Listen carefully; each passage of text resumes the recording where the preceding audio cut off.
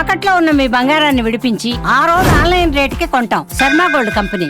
నమస్కారం, సుమన్ టీవీకి స్వాగతం. నేను మానస. ఈ రోజు మనతో పాటు ఉన్నారు ప్రముఖ జ్యోతిష్య నిపుణులు, ఎనర్జీ వాస్తు స్పెషలిస్ట్, శ్రీ విద్య ఉపాసకులు శ్రీమతి జయప్రద గారు. వారితో మాట్లాడదాం. అమ్మ నమస్కారం. అమ్మ నమస్తే అమ్మ, శ్రీమాత్రే నమః.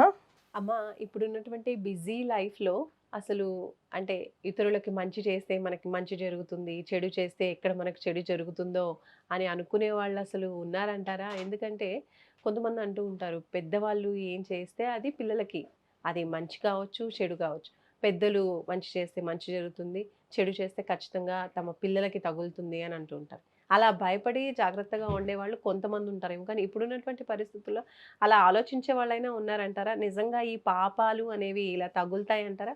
మనం చేసిన పాపాలు మళ్ళీ మనకి? అంటే అడిగిన ప్రశ్నలో రెండు అర్థాలు తీసుకోవచ్చు. ఒకటి ఉంటాయా అనే డౌట్ నీకే ఉంది, కానీ ప్రతిదీ మానవ జన్మ ఎత్తాము అంటే ఏదో ఒక పాప కర్మాన్ని అనుభవించడానికి పుట్టామని అర్థం. మానవుడు అంటేనే ఒక కర్మతో ముడిపడి ఉన్నది అర్థం. సో మిగతా అన్ని జంతువులకి 4 కాళ్ళు జంతువు ఉంటే వాళ్ళకి ఆలోచన శక్తి ఉండదు, మాట్లాడే శక్తి ఉండదు. ఒకే ఒక మాట్లాడే శక్తి కానీ, ఆలోచించే శక్తి కానీ, మన ఆలోచనతో ఏ పని చేయగల శక్తి కానీ ఇచ్చే సామర్థ్యత ఇచ్చింది ఒక్క మానవుడికి, మనిషికి. సో ఎప్పుడైతే ఈ మనిషి రూపం దాల్చామో అంటే ఏదో ఒక జన్మలో మనం బాకీ ఉన్నాం అని అర్థం. సో ఆ బాకీని తీర్చడానికి మాత్రమే ఈ మానవ జన్మ ఎత్తాం, అంటే మానవ శరీరం తీసుకున్నాం. ఈ శరీరం తీసుకున్నాం అని అర్థం. సో ఈ శరీరంతో చేయవలసిన కర్మలు కొన్ని ఉంటాయి.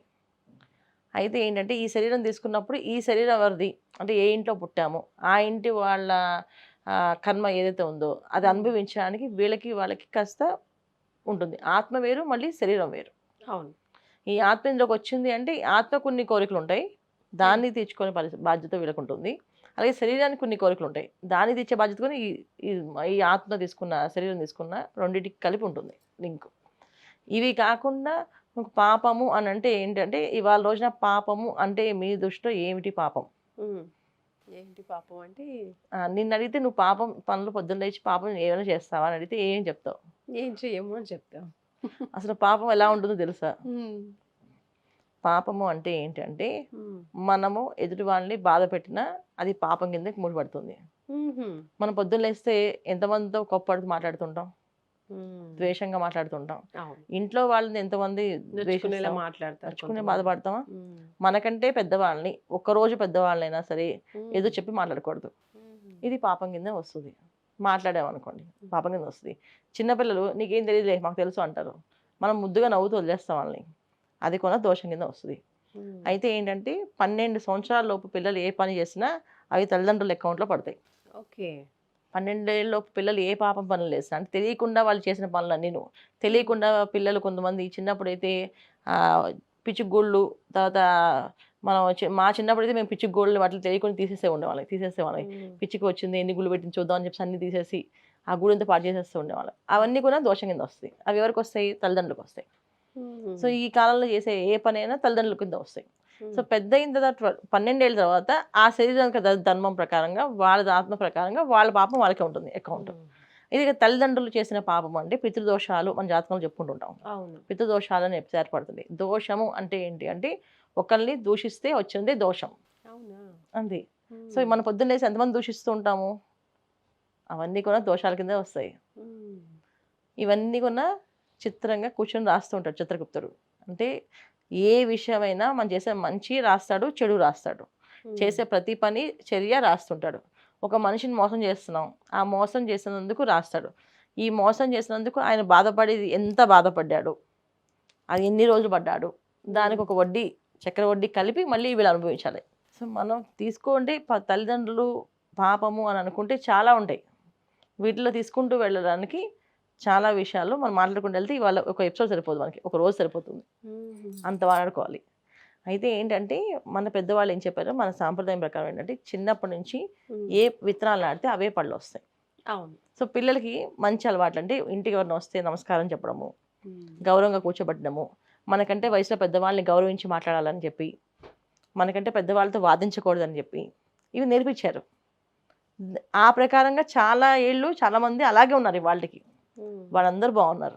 ఎప్పుడైతే పెద్దవాళ్ళు చిన్నవాళ్ళు తేడా లేకుండా మాట్లాడడం మొదలుపెట్టి ఆ మాట్లాడుతూ సరదాగా వింటూ ఉన్నారో వీళ్ళు, అది మాట్లాడి తప్పు అని చెప్పకుండా ఖండించకుండా వదిలేసి ఉన్నారో, ఇవన్నీ కూడా దోష కింద వస్తుంది. ఎంత దోషం కింద వస్తుంది అంటే ఆ దోషము వీళ్ళని చాలా హింస పెట్టే దోషం కింద వస్తుంది.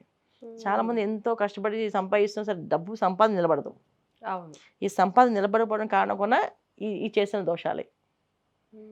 ఎంతో సంపాదిస్తారు కానీ నిలబడదు. చాలామంది సొంత ఇల్లు కట్టాలనుకుంటారు, కట్టలేకపోతారు. మేము ఏం చేస్తామని, మీకు అన్నీ బాగుంటాయి, మేము అందరికీ మంచి చేస్తాం కానీ మాకెందుకు ఇలా జరుగుతాయని వాళ్ళు చెక్ చేసుకోవాలి. ఎవరు అందరికి మంచి చేసినా ఒకళ్ళని చెడు చేస్తే కూడా ఆ దోషం జరుగుతుంది. తెలియకుండా ఇంట్లో పెద్దవాళ్ళని ముసలి వాళ్ళని మర్యాద లేకుండా మాట్లాడితే వాళ్ళు మనం సతాయించవచ్చు, అయినా మనం ఆడకూడదు. అందుకే మనకి చాలా ఏళ్ళు మనం పూర్వీకులు మనం ఏం చేస్తారో మనం దాన్ని ఫాలో అయితే కనుక మన లైఫ్ స్టైల్ మారిపోతుందన్న. సో పూర్వీకులు చేసే పని ఏదైతే ఉందో అది చేదస్తంగా తీసి పడేసి ఇవాళ మనం కొత్తగా ప్రారంభం చేస్తాం చూడు, ఈ కొత్తగా ప్రారంభం చేసేది ప్రతిదీ కొన దోషాల కింద వస్తున్నాయి. ఏదైతే పూర్వీకులు చేసిన పని మనం ఏదైతే పాటిస్తామో అది దోషాల కింద రావు. వాళ్ళు ప్రతిదానికి ఒక అర్థం చెప్పేవాళ్ళు. సాయంకాలం పొద్దుపోతే ఇలా చేయకండి అని చెప్పేవాళ్ళు, దాన్ని మనం ఫాలో అయ్యేవాలి. అప్పుడు ఖచ్చితంగా లక్ష్మీ స్థితి నిలబడుతుంది ఇంట్లో. సాయంత్రం దీపం పెట్టమని చెప్పేవాళ్ళు, సాయంత్రం నమస్కారం చేయమని చెప్పేవాళ్ళు, కాస్త విష్ణుసహస్రనామం పారాయణ చేయమని చెప్పేవాళ్ళు, కాస్త ఏదైనా ఒక నామాన్ని స్మరించని చెప్పేవాళ్ళు. ఈ సాయంకాలం 5 నుంచి 7 వరకు ఏమి తినొద్దని చెప్పేవాళ్ళు. ఆహార నియమాలు ఉండేవి, ఏమి తినకుండా ఉండండి అని చెప్పేసి. ఈ టైంలో తినకండి, రాక్షసులు తినే టైంకి తినకండి అని చెప్పేసి అనేవాళ్ళు. కానీ వాళ్ళ రోజున అసలు ఎవరు వినట్లేదు. సాయంత్రం ఈవినింగ్ 5 నుంచి 7 వరకు తింటూనే ఉన్నాం మనం. అది రాక్షస కాలం. రాక్షస కాలం అది. నెక్స్ట్ టైం అనుకోవచ్చు కానీ అది రాక్షస కాలం. ఆ టైంలో ఆహారం తీసుకుంటే ఏమవుతుంది, మనం రాక్షసులం అవుతామంట. ఆరోగ్యం పాడవడం. ఖచ్చితంగా. ఇప్పుడు పవర్ ఆఫ్ అసోసియేషన్ అంటాం. అంటే ఏంటంటే మనం 10 మంది భజనతో రోజు కూర్చున్నాం అనుకో, 11 రోజు మనం భజన చేస్తుంటాం ఖచ్చితంగా. బాగుందని చెప్పేసి 10 మందితో మనం లలిత సహస్రనామం చదువుతాం అనుకో, 11 రోజు లలిత సహస్రనామం మనం రాకపోయినా ప్రయత్నం చేస్తాం రావాలి చదవాలి అని చెప్పేసి. లేదు 10 మందితో ఎప్పుడు పోట్లాడి వాళ్ళతో కూర్చున్నాం అనుకో, 11 రోజు మనం కూడా ఆటోమేటిక్గా వాళ్ళకంటే ఎక్కువ పోట్లాడాలనిపిస్తుంది. సో ఎప్పుడంటే ఏదైతే మనం ఏర్పరచుకుంటున్నామో, ఏదైతే స్నేహాలు చేస్తున్నామో ఆ స్నేహం ఎవరితో చేస్తున్నాం, ఎందుకు చేస్తున్నాం అని తెలుసుకొని పెద్దవాళ్ళు ఏం చెప్పారు దాని ప్రకారం ఫాలో అవ్వాలి. ఎంత బిజీ ఉన్నా సరే ఈ టైంలో ఇవి చేయకూడదు అని అంటే ఆ నియమాలు పాటిస్తే అందరికీ బాగుంటుంది.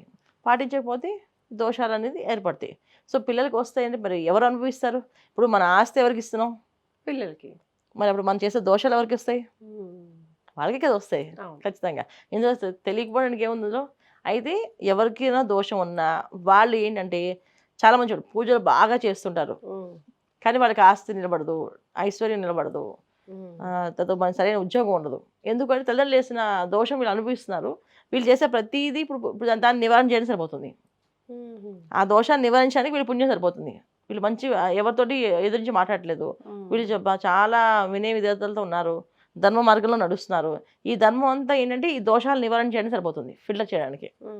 అంటే ఒక అప్పుని మనం తీరుస్తాం, సంపాదించినంత అప్పు తీరుస్తూనే ఉన్నాం, ఇంకా అప్పుడు మనం ఎప్పుడు నిలబెట్టుకున్నాం అలా అనమాట. చాలా మంది అనుకుంటే బాగా కష్టపడతాం, బాగా దేవుడిని నమ్ముతాడు, భగవంతుని నమ్ముతాడు, తర్వాత మనుషుల్ని నమ్ముతాడు, అయినా మోసపోతుంటాడు అంటారు. మోసపోవడం ఏం కాదు, తల్లిదండ్రులు చేసిన ఏవైతే దోషాలు ఉన్నాయో పెద్ద దోషాలు ఉన్నాయో వాటిని నివారణ చేసుకుంటారు వాళ్ళు. ఇవన్నీ చేసి నివారణ చేసి బ్యాలెన్స్ అయినప్పుడు వీళ్ళకి బాగుంటుంది. అప్పుడు వీళ్ళు చేసే పుణ్యం అంతా ఎవరికి వస్తుంది? మళ్ళీ పిల్లలకి వస్తుంది.